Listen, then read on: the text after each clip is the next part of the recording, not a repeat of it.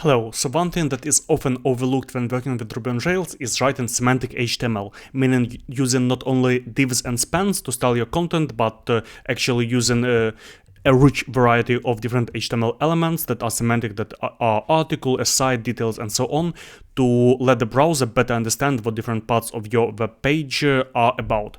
So if you just Google semantic HTML, there'll be a lot of great examples of how it can be used on a page, and in this episode we're going to actually create a new Rails app and use a couple of these examples to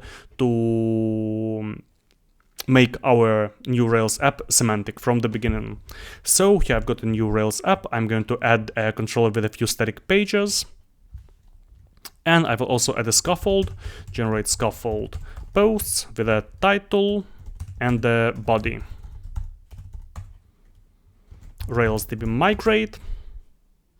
Now let's navigate somewhere to like posts, for example. Okay, we've got our posts. We have static pages slash pricing. So we've got a few different pages. Okay, first of all, we will want to have some kind of links to these pages.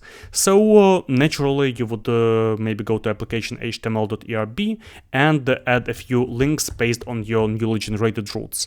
Like, let's just copy this. Like link to static pages, home, pricing, and so on path. Let's see if these work. Yeah, the links work. And also a link to our posts. So posts and posts path. Okay, here we have a few different links. And if we go to, well, any semantic HTML tutorial, you will see that there should be some kind of header, and inside header there should be nav.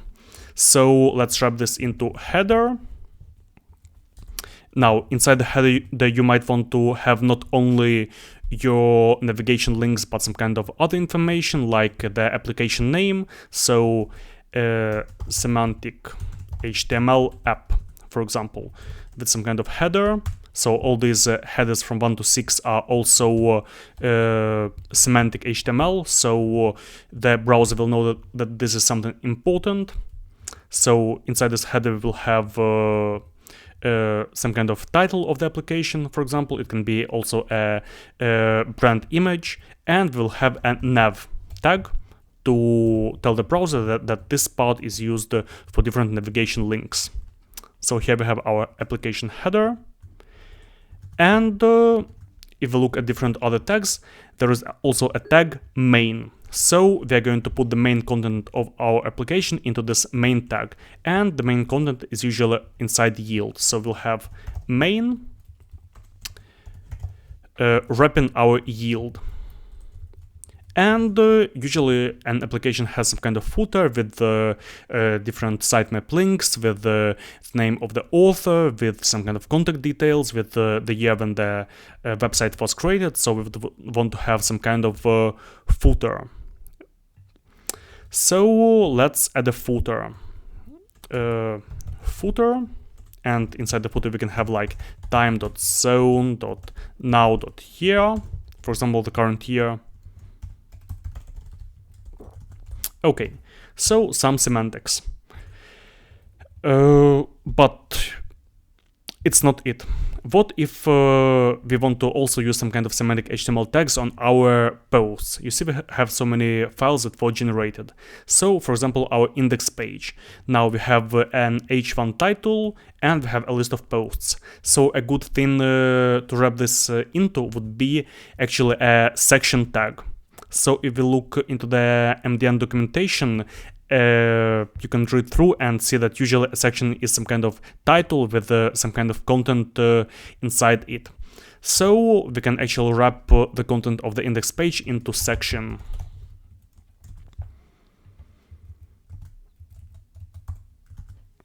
So we've got section around our content. And if we go to posts, this is wrapped into a section. And what if we have an individual post? So here's an individual post. Now, this could go into an article tag. So an article tag is for some kind of content in your application that makes sense outside of any context. So this would be a regular post. Now, where would you use this article tag? Either in the post show or in the individual post. Well, as we are rendering the post partial also in the index, it would make sense to put the article tag inside the post. And here you see we are using div by default, and you can either wrap everything into an article tag or just rename this div into an article HTML tag. Okay. And just as one final touch, you see we have this header and footer. So why don't we move them into some kind of partial, not to make our application HTML bunky. Let's say render, we'll create a new folder named shared /header, and we'll move this content into the views. So new folder, shared, and new file, header html.erb. Okay, let's move the header content into shared header, and we'll do something similar with our footer. So we'll have shared footer.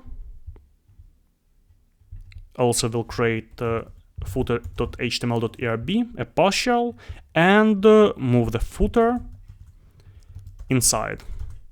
And another interesting tag that we won't forget would be the aside tag. So when you have some kind of advertisements or like similar posts or just a sidebar with additional navigational links, you would maybe want it to be visible, and it would be good to put the aside inside the main content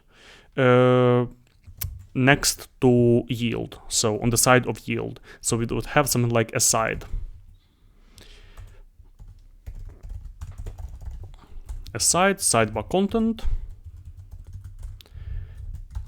And it will be here. Now, you see these HTML tags aren't adding any styling by themselves, so I've added this aside, but you would need to style it on yourself, on your own, so that it would be on the side of the main content of the application. But here's the general idea.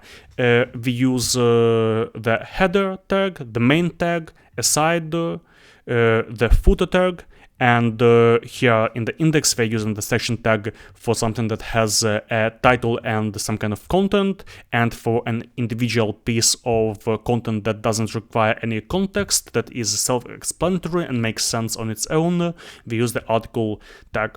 And that's about it. Goodbye.